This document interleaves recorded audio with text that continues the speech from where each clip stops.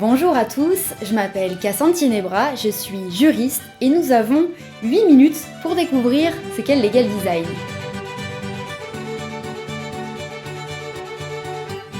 Le legal design a deux objectifs, apporter de la clarté et de l'attractivité au droit. C'est un ensemble de méthodes qui va nous permettre d'améliorer l'expérience des utilisateurs du droit, juristes ou non juristes.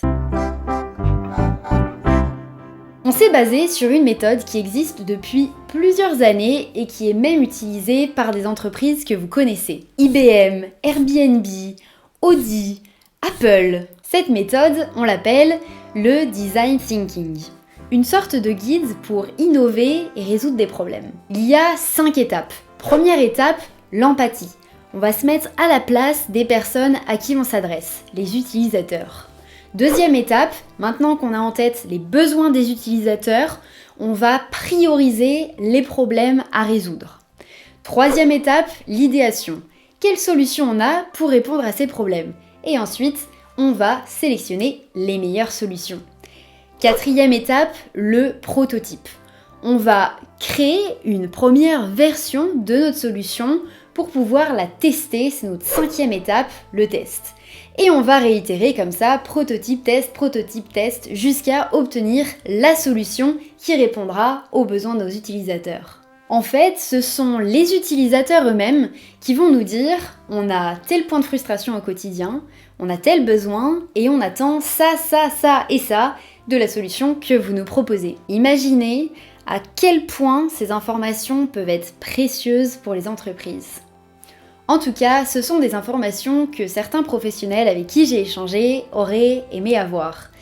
Ce sont des personnes qui ont investi du temps et de l'argent dans des outils, dans des ressources juridiques, des templates, des méthodes, etc. pour qu'au final, ces solutions ne soient pas utilisées. Et d'après vous, combien ça coûte un texte, par exemple, qui n'est pas compris ? Les calculs ont été faits sur la base d'un formulaire qui a été distribué à plusieurs personnes et ces personnes ne l'ont pas compris. Donc, elles l'ont mal complété. 1750 heures. C'est le temps qu'il a fallu pour rectifier les erreurs commises. 1750 heures, c'est l'équivalent d'un salarié à temps plein pendant 1 an.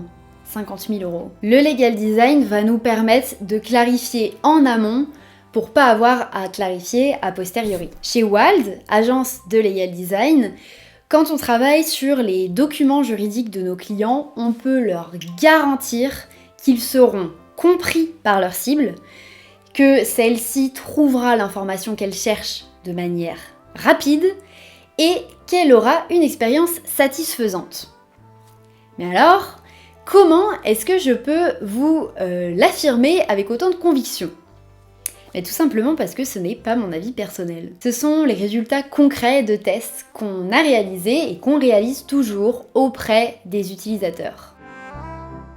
25 juristes pour 70 000 collaborateurs. Ce sont les chiffres d'Auchan Retail France.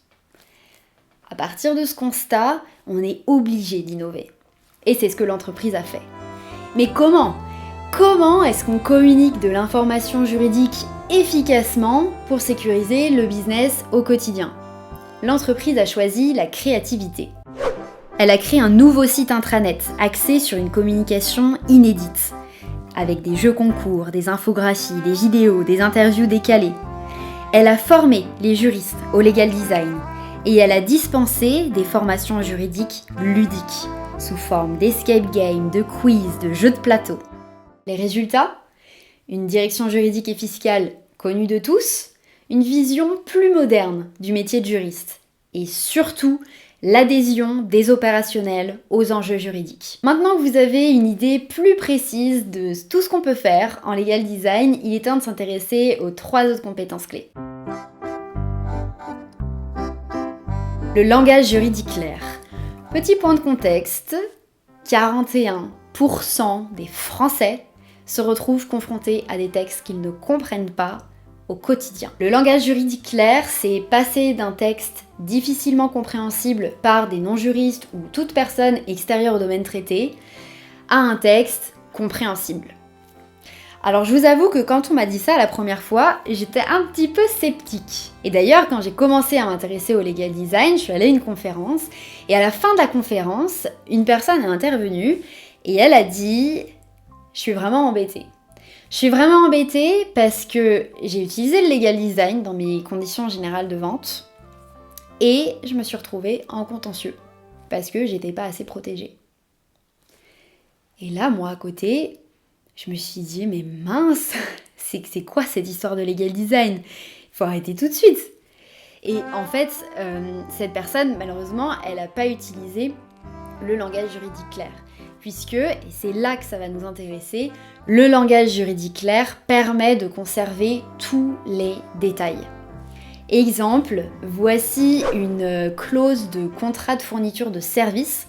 N'hésitez pas à mettre la vidéo sur pause. Et ici, sa version en langage juridique clair. La forme diffère, le contenu reste strictement le même. Passons maintenant au graphisme. Alors attention, il n'y a pas besoin de maîtriser toutes les compétences que je cite ici. L'idée du legal design, c'est une collaboration entre plusieurs professionnels qui vont justement apporter toutes ces compétences. Le graphisme est utile quand il va réellement apporter quelque chose à la compréhension d'un message. Erreur à pas commettre, tomber dans la surcharge d'informations, alors que c'est justement ce qu'on souhaite éviter. Je vous invite à lire le message qui va s'afficher juste ici.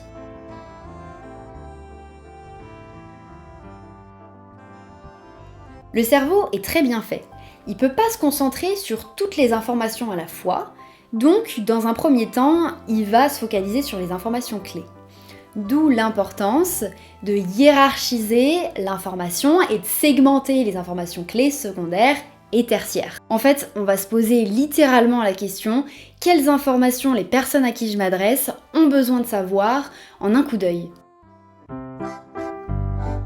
Et enfin, l'expertise juridique ou à minima, la supervision par un juriste de tout projet en legal design.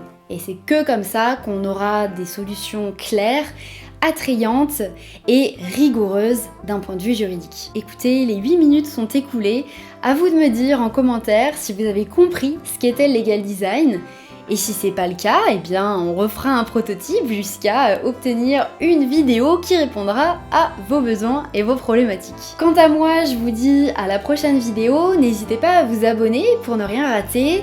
Et pour contacter Wald pour vos projets en legal design, je vous invite à regarder les informations qui seront en description de la vidéo.